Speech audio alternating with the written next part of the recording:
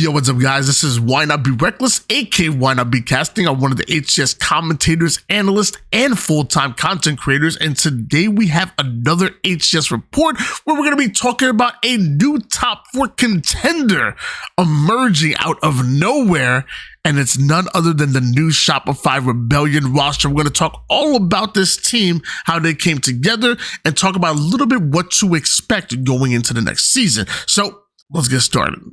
Number one, we got to start off by talking about the Shopify Rebellion, starting off with Cycle, Mentor, and if you remember, Ryan and Rain were part of that roster. I think they ended up getting top 8 in the at 2023 Worlds, which honestly wasn't really bad for that roster, but they looks like they wanted to go a little bit of a different direction, especially when their first dropping was of Ryan. That seemingly came out of nowhere, and we thought splitting up the Ryan and Rain duo, like, maybe we thought there was a chance that the Shopify Rebellion could make a roster change, but we thought, if anything, maybe Ryan and Ray would have stayed together going to another team, but Ryan was the first one to end up being separated from Shopify Rebellion, and most recently, Rain getting announced as well, and the reason being is you're brought in Suppressed and Soul Snipe, especially Soul Snipe from that long time foursome of Native Red, who were going by KCP, and Fung 4. If you're going back long enough, it was always that Soul Snipe, Taulik, Manny, and was Druck until visa issues started to strike. But Native announced that they dropped their entire roster, and then also Soul Snipe and the rest of the team announcing that this for the first time in a very long time, they're going to end up going different directions and also bringing in Suppressed as well. Bit of a journeyman, but once Druck had his visa issue, Suppressed stepped right in, and you guys already know me. I was always huge on that Native Red roster. I'm a big fan of Soul Snipe, even going way back to Halo 5, but I also am a huge fan of Suppressed, and I got a lot of flack for it, but I think Suppressed is a lot better than people think, and we're going to talk a little bit about the stats for this duo going into towards the end of the video. And I think once you see some of these stats, I think you'll begin to become a fan like I am as well. I think Suppressed is really, really good. But again, it's Suppressed, Soul Snipe, Psycho, and Mental, still keeping their coach and Nick best man as well as we go into the teams. Woo. That's bright. I was ready for that. Jeez. But yeah, we talked about Shopify Rebellion getting a top 8 finish. To me, that's actually not that bad. Although I believe if you talk to any of the players or the coach, they probably would have said top 6 was really their floor, really their minimum. But look at who's above you. Native Red, obviously. You thought they were so good, you snatched up 2 of their players. Quadrant, who were not only the number 1 team in Europe, but also just total badasses, and honestly were a legit contender to make it into the top 3. Surprised that Quadrant even dropped so low as in top 6. Sentinels, who were on a rise for quite some time. Sentinels seemingly coming out of nowhere as well, and they've been very, very good in the normal top 3 of SSG, Optic, or FaZe. Like, this is like to me, Shopify Rebellion didn't underperform, and the same thing for Native Red. You would love to see Native Red get into the top 4. You would love to see them go on a miraculous top 3 run like they did in 2022 Worlds.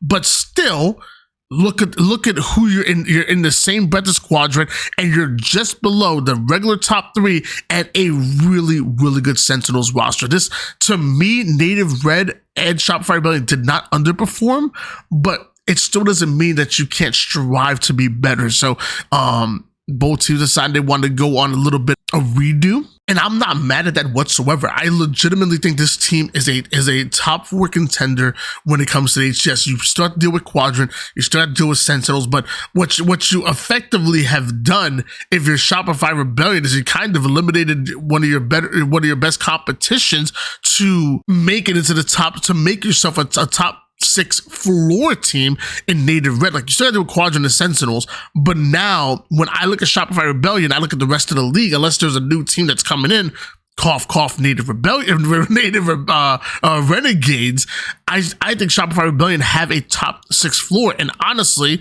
a legitimate contender for top 4, can maybe even go on a crazy run and make it into the top 3. I think these aren't really that far out of the out of the realm when talking about Shopify Rebellion in their current form and what we know of the HCS currently what the rosters are. Finally, I do want to talk about what we could expect from this duo joining in Shopify Rebellion. So I want to go into the stats a little bit and want to go back to that 2023 Worlds where FaZe 3-0'd Native Red to knock them out in top 6. Again, why the hell were FaZe even in the elimination bracket fighting for top 6? Normally you would expect the FaZe roster to make it, through the grand finals, through the winner's side, maybe lose out of winners bracket finals, but have to drop down to elimination bracket finals and don't have to win one series to make it in. This was crazy that we saw FaZe this early in elimination do or die time, and I'm sure Native Red didn't expect it. And one of the reasons why I sit there and say again that Native Red did not underperform, you ran into a FaZe roster where if you lost to them, you got top 6.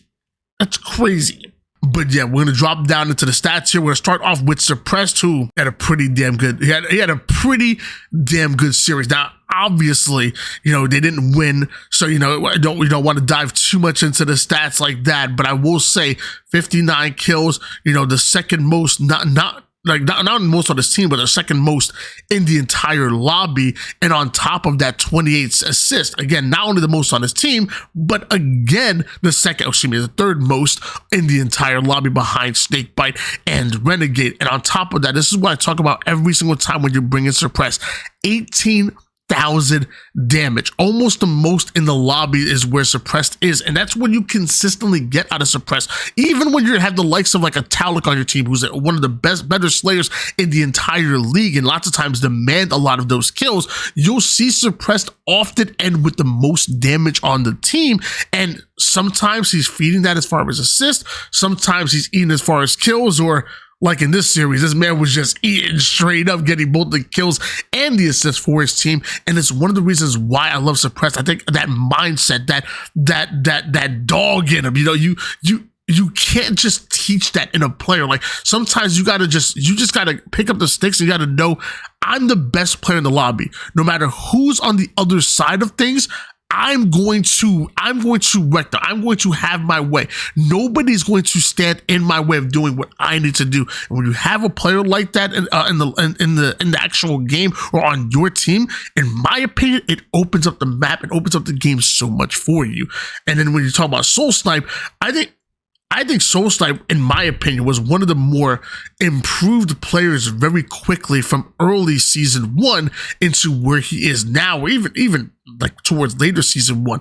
Like I feel like I remember doing an interview with him, and we talked about like he wanted to control some of his debts and start increasing that KDA a little bit. Even though he's a player that you really can't measure just by KD because of what he brings to the table. But in this series, secondary slayer, love that. 17 assists, obviously a little bit lower on the board here, and 15,534 damage, and second most on his team, is not bad at all, especially when you consider what normally he brings in to the team as far as objective time. So you got 25 seconds with objective time coming in for Suppressed. You got 2 seconds of objective time with Taulik, 28 seconds with Manny, and then 107 seconds worth of ball time being held. So you think about the kills that he's able to get, being secondary slayer on his team during that series, and on top of that, holding the ball for 107 seconds, which is what 4